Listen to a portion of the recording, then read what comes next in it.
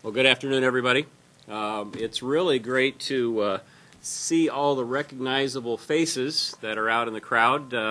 Although I have to tell you, most of you look a lot better now than you do on your Twitter photos that we've been so intimately or become so intimately familiar with over the past few days. Wow. Can you believe the passion that Iowans have for the Cy-Hawk series and the rivalry that exists between the University of Iowa and Iowa State University? If there was ever a doubt that there was passion amongst our fans and amongst Iowans for this event, I think we have clearly put it to bed over the weekend. Their passion is very, very strong. You know, it's a reason why Iowa Corn signed on with the Cy-Hawk series earlier this year. We did so because of that passion and the people behind the passion, and we wanted to be a part of it. Many of our members here at Iowa Corn attended one of these great institutes and are very proud to be either a Cyclone or a Hawkeye, just as much as they're proud to be an Iowa corn grower. As you all know, based on the attendance that's here today, we have received an overwhelming amount of feedback on the new trophy that was unveiled last week at the Iowa State Fair. We've had both positive and negative comments, but I would be remiss to not mention that the overwhelming amount of feedback has been negative. We, and I mean collectively we, Iowa State University, the University of Iowa, and the Iowa Corn Growers Association knew that when we set out to recreate a trophy that has the status for a game like the Cy-Hawk series rivalry does, that any type of change to the trophy could meet with some resistance, potentially even some controversy. And that has happened. And much of the controversy, of course, has been good-natured in its negativity. Some of it's been a little mean-spirited, if you will. The important thing is that we've been monitoring what fans across the state and around the country have been saying. We're listening, and we think with that we want to be able to say we're impressed with how proud Iowans are of their athletics and their universities in this series. And because we've listened, we've heard you loud and clear. People want something different than what was proposed last week. They want something different specifically for the football game. And we, quite frankly, we as Iowa corn growers and the farmers that we represent, we want folks to be happy with that trophy. So today, we are announcing that we are changing the trophy as was unveiled last week. And we are going to open up a process that is going to allow Iowans, the fans, to decide what that trophy should be like. Based on what we've heard, we're going to develop several concepts with a lot of the input that we have received from all of the feedback, and then we're going to let the fans choose one of those concepts from which we can then develop a trophy from. The new Cy-Hawk football trophy, we trust, will be truly something the fans will embrace. Now, again, we're not going to please everybody because there's going to be some very, very different opinions out there. But here's some examples of some things we might try. These are suggestions that have come from to us via Twitter, Facebook, emails, etc. One of the ideas, for example, people said, well, where's Herky and Cy? It would have been real simple. Why didn't you just simply put Herky and Cy together with an athletic ball in the middle, whether it's football, basketball, whatever it might be? Could be one of the ideas. Some others have suggested, well, what about honoring two football greats, Al Kinnick and Jack Trice? What if we put them on the trophy? That could be one of the concepts that we put out there. The bottom line is this. Iowa's corn growers are involved in this in a very positive, proactive way. We want Iowa's fans and Iowa State's fans to also be pleased with the trophy, and that's why we're going to help put it into their hands to decide. I want to also add that given the time frame, we just unveiled this last Friday, and this is Tuesday, there are a lot of details to be worked out on how we would go about doing something like this.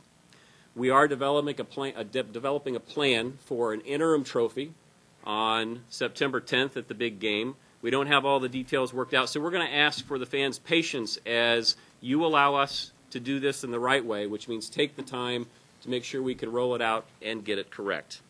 And in terms of the process of how you'll have the opportunity to vote, you'll be hearing more about that, and in the end of the press conference, I'll be able to give you some specific sites where you all can go to find out how to learn more and take part in the trophy redo. My question is, when the trophy was displayed, I'm sure unveiled to the schools before it was unveiled to the public, was there any feeling that there would be negative reaction to it? Did you guys have any idea that there would be any kind of blowback, let alone the blowback that there was?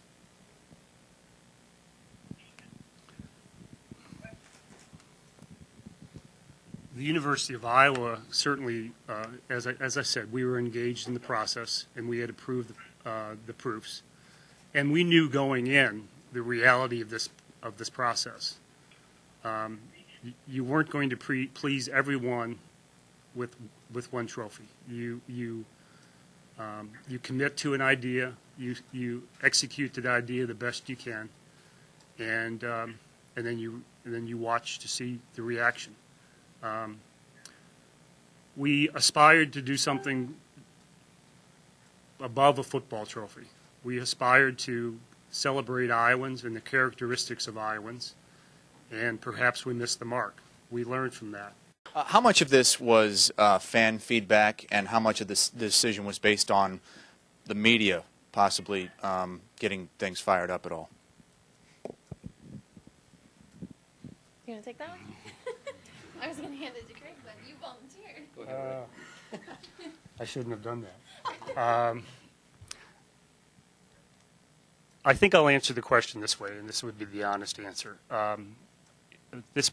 The process probably revealed the fact that college football has matured to a point where trophies that are introduced today versus trophies that were introduced 50 or 60 years ago are more difficult, more of a challenge. We live in a wired country now, 24/7, 365. It's a wonderful place for freedom of expression, freedom of opinion, and I embrace that. But I think it would be really difficult today to introduce a wooden turtle as a trophy, which actually exists in the Big Ten Conference. It's a different ball game. But again, we knew that going in. We weren't blind to the fact that there would be very strong opinion and that you wouldn't satisfy everyone. But it's clearly a different environment today because of our communications systems that are available to everyone versus as recently as a decade ago. I think the question was, do we react to the fans or the media? I think, and probably Craig's group was monitoring as much as anybody as they were getting the brunt of the action, and primarily from fans. I'm not naive enough to think that some of the polls you ran certainly encouraged them to participate in the process, but ultimately it was just the overwhelming nature of all the feedback we got, but mostly from fans, I would say. What I think is most important from Iowa Corn's perspective is that we were clearly monitoring our Twitter accounts, our Facebook accounts. We were listening to what average Iowans were telling our board of directors that are out there in the countryside, and it was overwhelming. And so, you know, as was mentioned earlier, the first trophy missed the mark. I think there's a tremendous amount of value in what we tried to do for the Cy-Hawk series, thinking deeper about how something other than just a football symbol could work.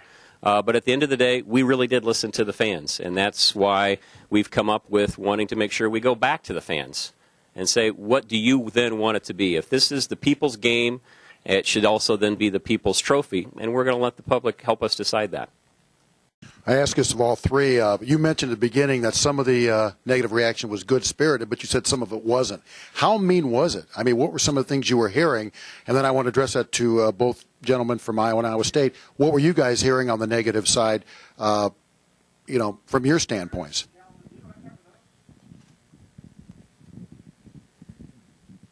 You know, this is a family press conference, which means that there are many things that were said to us organizationally and to us personally that there's no way I'm going to repeat in front of all of these cameras. We can take the criticism. That's not a problem. If we couldn't stand being out there publicly and talking about the things that we do as Iowa's corn growers, then we shouldn't be here. But we are here, and we can take good-natured criticism. Some of it, though, of course, not appropriate, and that happens. And as Rick mentioned earlier, I think it's very fair. We all embrace freedom of speech and the ability to put your opinion out there. Honestly, though, the things that I listened to the most were not those who ranted and raved and were crude and et cetera. It was those folks who said, you know, I'm somebody who doesn't normally comment on this, and I'm not particularly fond of what you're doing. Would you please reconsider? Those things meant something to me because I realized that it wasn't just somebody who was spouting off. And by the way, we appreciate all those who spouted off in whatever form they chose to do it. Again, this is the people. We want this to be the People's Trophy, and so again, I won't repeat what some of it was, but it wasn't all that pleasant. I can tell you that. I think, Larry, what concerned me the most was the mischaracterization of Iowa corn, and perhaps that was a byproduct of a lack of understanding that it was a collaborative effort. The Iowa Corn Growers Association, over the last few days, shouldered way too much of the burden for this responsibility, and that's a great measure. You keep hearing that theme today. This was a collaboration, and as I reviewed things, that just was kind of unfair and really over the top. And again, to Craig's point, the three of us representing the organizations we represent, we're pretty familiar with criticism. It just comes with the territory. It's great, though, because feedback's important. Fair criticism is great. Everyone's going to question play calling. Everyone's going to question team uniforms. You name it, there's an opinion on it. But when it crosses the line with respect to a tremendous organization that's driven by great people, that includes great people, that's where I was most affected. I don't think I can add much beyond what Rick just said. The real negative and hated commentary seemed to be more directed at Iowa corn, which was unfortunate and not appropriate. But beyond that, I think it was standard to some degree to what we normally receive, and you've seen it by looking in the chat rooms where anonymous folks have strong opinions, and that was pretty typical on this case too. Two primary sources that you can go to, or actually there's four places that you can go, I should mention. Obviously, you can go to the websites of both Iowa State University and the University of Iowa. That's where we'll be posting information about how fans and folks can participate. We also have an IowaCorn-CyHawkSeries.com website, and that will be following the series throughout the course of the year. But initially, of course, now we'll be looking at posting information on how fans can get involved. And you can also link from our website, which is at iowacorn.org. So those are the primary sources online to get lots of information. And again, I would ask that folks be patient with us as we collectively work through a lot of the detail on how this is going to unfold, and we will certainly keep you all posted. Thank you very much. Appreciate you being here today.